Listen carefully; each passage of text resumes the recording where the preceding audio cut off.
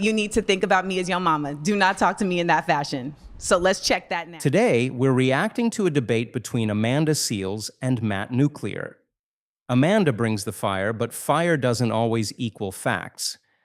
Let's break this down together, fairly, logically, and with a little common sense.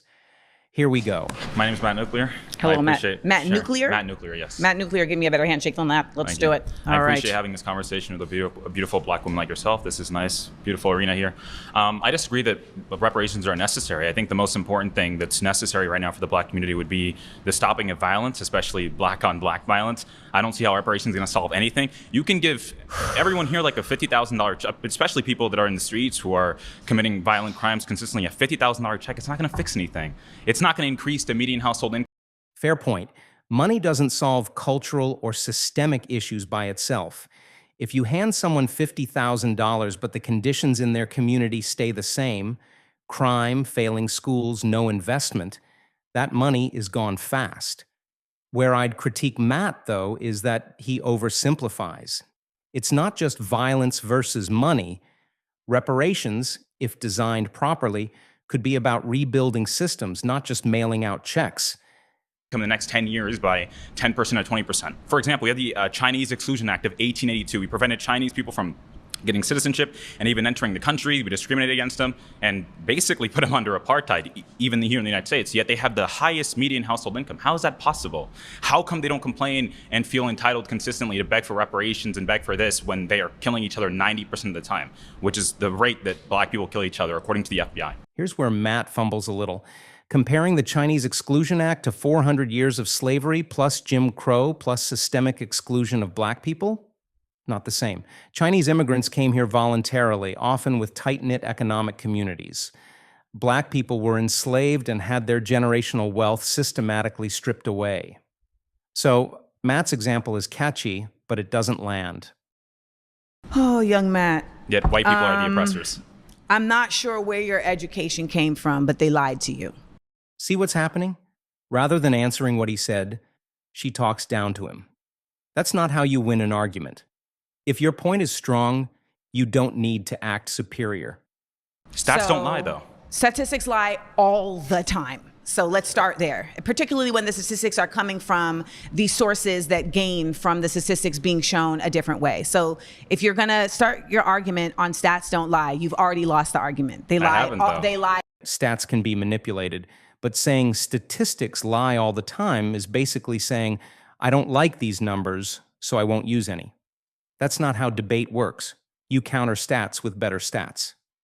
All the time. One, comparing Chinese people who are immigrants that made a choice to come to the United States and comparing the continued effort of black people to ground themselves in a nation that continues to make impediments for them to show and live and exist in their true citizenship is a false equivalency. I don't believe that happens at all. Now here she's correct. The comparison is weak, but again, the way she says it is dripping with superiority.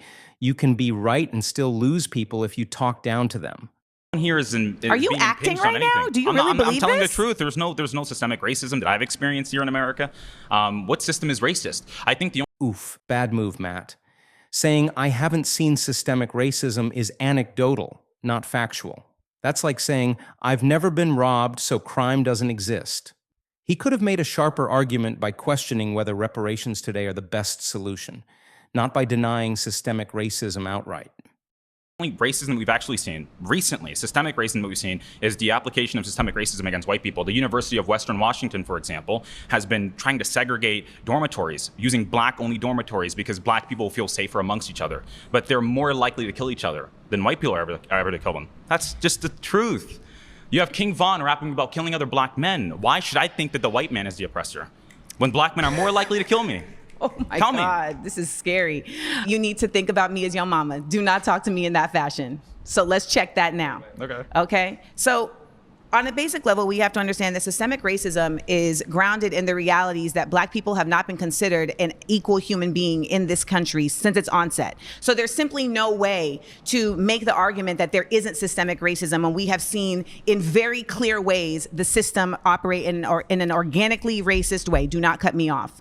When we talk about systemic racism, we can start with even the fact that redlining, which was implemented to discriminate Black communities. Are you shaking your head that redlining doesn't exist? No, I'm saying I don't think it really existed at all. I mean, no, I don't think so at all. So it does exist. And stating that it doesn't exist doesn't make it no longer exist. Redlining absolutely exists. It is not something that's being made up. It's an empirical fact. And there are realities that exist because of redlining. We know that school systems are related to the way that property taxes are affecting the school systems. If a school system is not getting the same property value as the property taxes allow it, then it's not going to have the same efficacy at allowing for students to be able to get what they deserve.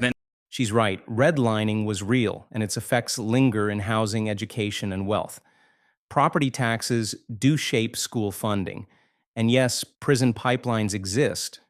But again, instead of keeping it factual, she gets sarcastic and mocking, which makes her sound less persuasive.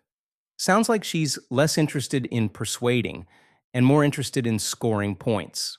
When we talk about systemic racism, we have to acknowledge that these private prisons are literally built based on the test scores of school students in 3rd grade. So if you are literally building prisons with the onset of, okay, if these people are not reaching a certain reading level, then we know that they're going to go down a prison industrial pipeline where we can use their free labor, then how is that not systemic? And if you want to stop them from entering prisons. How are you going to stop people from entering prisons if your goal is to get them into prison? Sure, make them try to be more like Ben Carson than be like King Von. That's very, very simple. So people who make this kind of argument seem to forget Ben Carson is the exception, not the rule.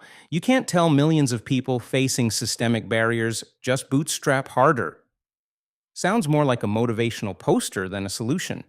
How does King Von happen? How does King Von happen? King Von reparations. Hold on, actually, let me land the plane. Yeah. We're talking about reparations, and what you're doing is actually just trying to get this conversation off the facts. And the fact is, reparations are just and necessary because on a basic level, Black people built this country, and the country continues to thrive off of the labor that Black people put into this country. And it would behoove you, young man, to really understand the way that your ancestors put blood, sweat, and tears into this nation that is still living off of those blood, sweat, and tears. And let me also add, there are reparations and then there is remunerations. Do you know the difference?